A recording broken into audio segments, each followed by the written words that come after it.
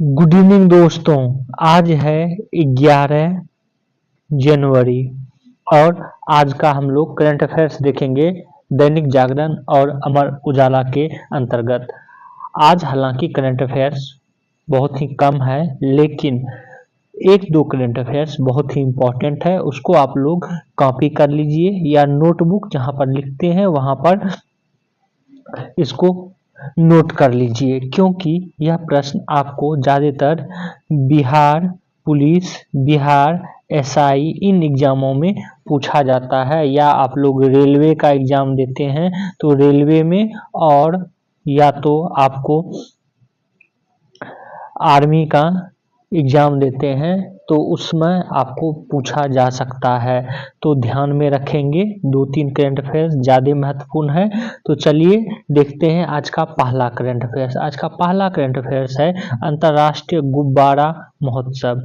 इसका आयोजन तमिलनाडु के मामल्लपुरम में 10वें अंतर्राष्ट्रीय गुब्बारा महोत्सव में बैलून से बने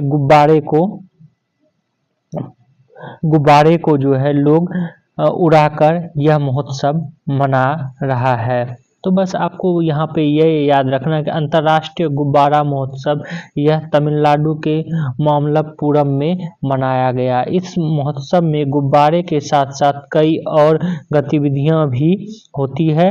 महोत्सव में खाद्य स्टॉल, खेल, पतंग बनाने की कार्यशालाएं, बच्चों के लिए प्रतियोगिताएं आदि का आयोजन होता है। मुख्य रूप से आपको यह याद रखना है कि यह महोत्सव कहाँ पर मनाया जाता है। अगला आज का करंट अफेयर्स देखते हैं। यह इम्पोर्टेंट है और यह आपको संभावना है कि आपको आर्मी में, दैट मीन्स कि बीएसएफ हो, इन सब जितने एग्जाम होते हैं उसमें भी यह पूछा जा सकता है कि डीआरडीओ ने हिम कवच का सफल परीक्षण किया। तो हिम कवच क्या है यह पूछा जा सकता है। तो हिम कवच रक्षा अनुसंधान एवं विकास संगठन ने कई परतों वाली ड्रेस हिम कवच की सफलतापूर्वक परीक्षण किया। इसे विशेष रूप से अत्यधिक ठंड मौसम की स्थिति में जवानों को सुरक्षा प्रदान करने के लिए डिजाइन किया गया है। डीआरडीओ ने सोशल मीडिया पोस्ट में कहा कि हिम कवच मल्टी लेयर क्लोथिंग प्रणाली है, जिसे 20 डिग्री सेल्सियस से -60 degree, that means +20 degree Celsius से -60 डिग्री सेल्सियस तापमान रेंज के लिए डिजाइन किया गया है। इससे सेना के जवान हिमालय क्षेत्र में अत्यधिक ठंडे मौसम में सैन्य अभियानों को आसानी से अंजाम दे पाएंगे। तो आपको यहाँ पर याद रखना है कि हिम कवच किसके लिए है, तो एक तो सेना के लिए है, सैनिक के लिए है। इसको विकसित किसने किया है? DRDO, defence research and development organisation द्वारा किया गया है, और यह -60 डिग्री में भी काम कर पाएगा इसको पहन के जवान, तो इसके लिए है। ये आपको जरूर ध्यान में रखना है। अगला करंट अफेयर्स, यह इस तरह का करंट अफेयर्स एसएससी में ज़्यादातर पूछा जाता है। नीरज चोपड़ा चुने गए 2024 के सर्वश्रेष्ठ भाला फेंक athlete, that means javelin throw में सर्वश्रेष्ठ एथलीट चुने गए हैं नीरज चोपड़ा। अमेरिकी पत्रिका ट्रैक एंड फील्ड न्यूज ने भाला फेंक रैंकिंग में शीर्ष स्थान पर रखा है नीरज चोपड़ा को। नीरज चोपड़ा 89.45 मीटर थ्रो के साथ नीरज चोपड़ा ने पिछले वर्ष पेरिस ओलंपिक में रजत पदक जीता था। 5वें स्थान पर रहे। पेरिस ओलंपिक में स्वर्ण जीतने वाले पाकिस्तान के अरशद नदीम थे।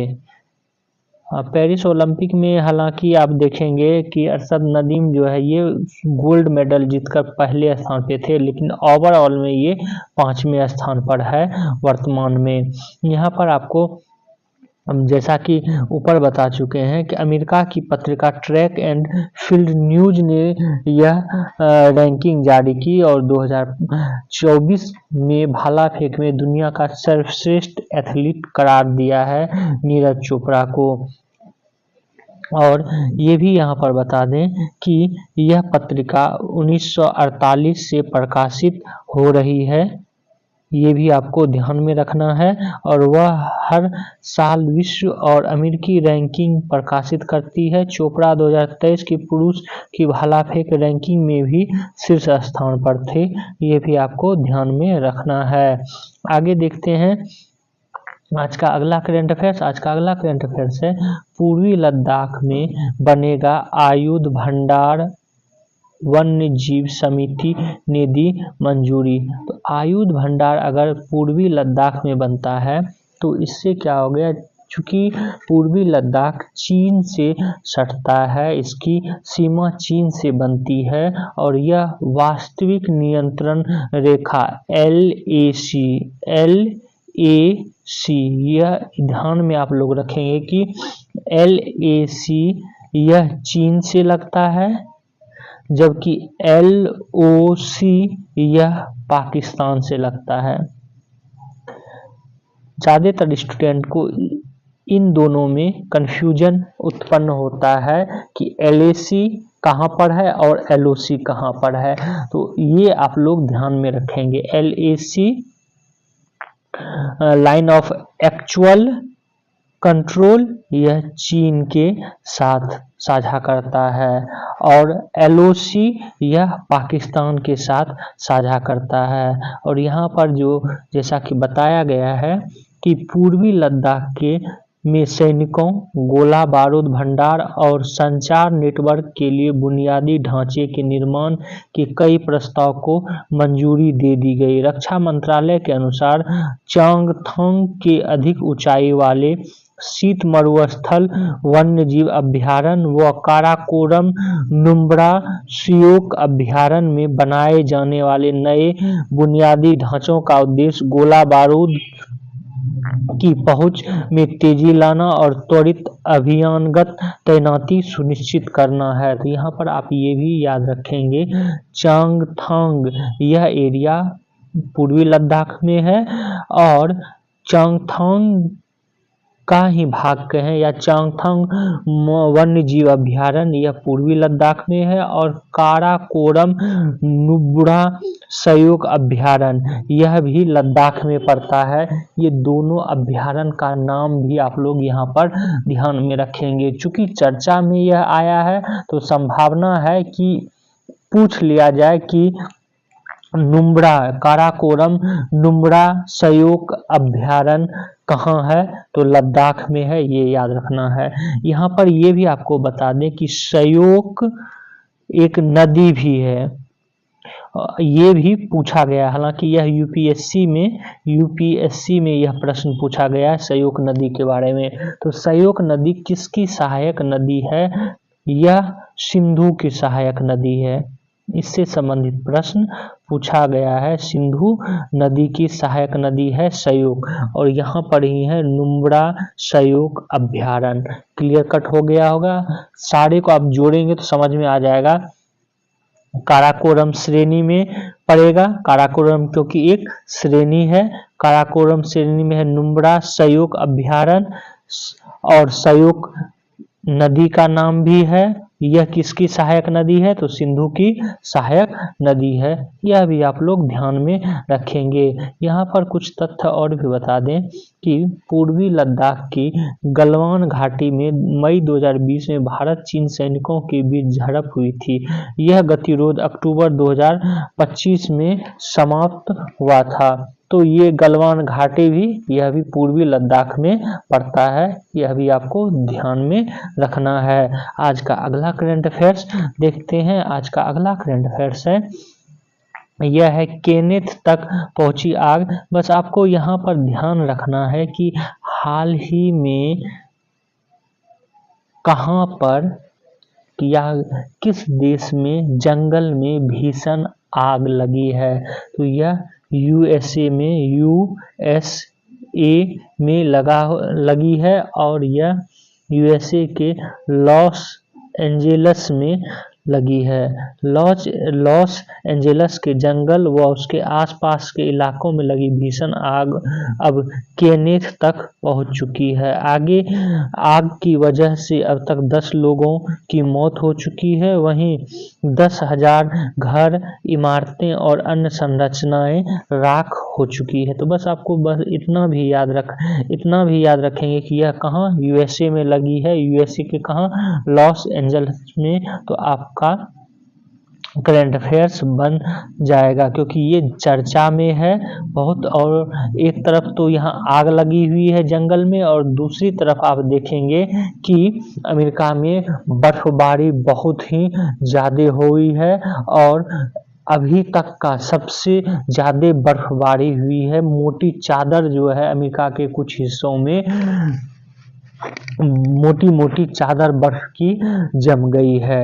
आगे देखते हैं आज का अगला करंट अफेयर्स। यह है सोरोस के बारे में। जॉर्ज सोरोस का आप लोग नाम सुने होंगे। इसके बारे में जो है इटली की प्रधानमंत्री जॉर्जिया मेलोनी कहती है कि सोरोस लोकतंत्र के लिए खतरा करते हैं, देशों में अस्थिरता का काम करते हैं। यह मेलोनी का कहना है। लेकिन आपको एक और तथ्य याद रखना है, क्योंकि जॉर्ज सोरोस के बारे में हमारे पार्लियामेंट में भी बहुत ज़्यादा चर्चा हुई थी, और विपक्षी दलों पर यह ब्लेम भी लगाया गया कि जॉर्ज सोरोस से विपक्षी दल यह पैसा लिए हैं भारत को अस्थिर करने का। और आपको ये पता होगा कि जॉर्ज सोरोस का काम, मतलब एक तरह से इसका काम नहीं कहें, लेकिन ये इस तरह का व्यक्तित्व है इसका, जॉर्ज सोरोस की। विश्व में मतलब ज़्यादातर देशों में इसने अस्थिरता, राजनीतिक अस्थिरता पैदा की है, और यह अस्थिरता अपने कमाने के लिए, वहाँ के शेयर मार्केट को जो है तहस नहस करने के लिए, तहस नहस नहीं कह सकते हैं, अपितु अस्थिर करने के लिए कहा जा सकता है, अस्थिर करने के लिए, और उससे ये पैसा बनाता है पहला। और दूसरा क्या कि यह एक सोसाइटी चलाता है, और उस सोसाइटी का नाम आपको ध्यान में रखना है, यह पूछा जा सकता है। सोरोस अपने ओपन सोसाइटी फाउंडेशन, यह ध्यान में रखना, ओपन सोसाइटी फाउंडेशन के जरिए सुशासन, लोकतंत्र बहाली कार्यक्रम और उदारवादी नीतियां बनाने के लिए मदद का दावा करते हैं, लेकिन उन पर राजनीतिक हस्तक्षेप, सामाजिक अराजकता को बढ़ाने देने, चुनाव में धांधली और धन मुहैया कराने जैसे गंभीर आरोप लगे हैं। हंगरी, रूस जैसे देशों ने इन पर अपनी घरेलू राजनीति में हस्तक्षेप करने का आरोप लगाया, जबकि विश्व स्तर पर दक्षिणपंथी नेता उन्हें राष्ट्रीय संप्रभुता के लिए खतरा मानते हैं। उन पर इमिग्रेशन, सत्ता विरोधी प्रदर्शनों की फंडिंग करके देश की संप्रभुता, देश की अस्थिर करने के आरोप लगे हैं। यूके में सोरोस को बैंक ऑफ इंग्लैंड को बर्बाद करने वाले के रूप में जाना जाता है। तो बैंक ऑफ इंग्लैंड को जो है जॉर्ज सोरोस कुछ समय के लिए बर्बाद कर दिया था। डेट मीन्स बहुत ही क्रिटिकल कंडीशन से बैंक ऑफ इंग्लैंड गुजरा था। तो यह सब जिम्मेवारी जॉर्ज सोरोस पर लगाया जाता है, या कहें। और आगे भारतीय संदर्भ में बात करें तो 2020 में सोरोस ने अनुच्छेद 370 हटाने का विरोध किया था, और कहा था कि मोदी के नेतृत्व में भारत तानाशाही व्यवस्था की ओर बढ़ रहा है। और यही तानाशाही व्यवस्था जब आप देखेंगे जॉर्ज सोरोस के कहने के बाद बहुत सारे बड़े बड़े यूट्यूबर उसने तानाशाह का एक ट्रेंड चलाया था। तो और इस समय इस पर आरोप भी लगा था कि यह जॉर्ज सोरोस से फंडिंग कर इस तरह का आरोप लगा रहा है भारत को अस्थिर करने के लिए, अनुच्छेद 370 जब हटा था उसके बाद भी। लेकिन फिर धीरे धीरे सही हुआ, और अभी हाल ही में कहें महीना दिन पहले व एक मंथ पहले इस तरह के आरोप फिर से लगे हैं। तो इसके बारे में जॉर्जिया मेलोनी ने स्टेटमेंट दिया है। और आपको इम्पोर्टेंट तथ्य जॉर्ज सोरोस का फाउंडेशन का नाम जरूर याद रखना, ओपन सोसाइटी फाउंडेशन, यह पूछा जा सकता है आपको करंट अफेयर्स के अंतर्गत। तो आज का करंट अफेयर्स बस इतना ही था। आप लोग हमारे इस वीडियो को शेयर करें, सब्सक्राइब करें और बेल आइकन को जरूर दबा लें। Thank you for watching this video.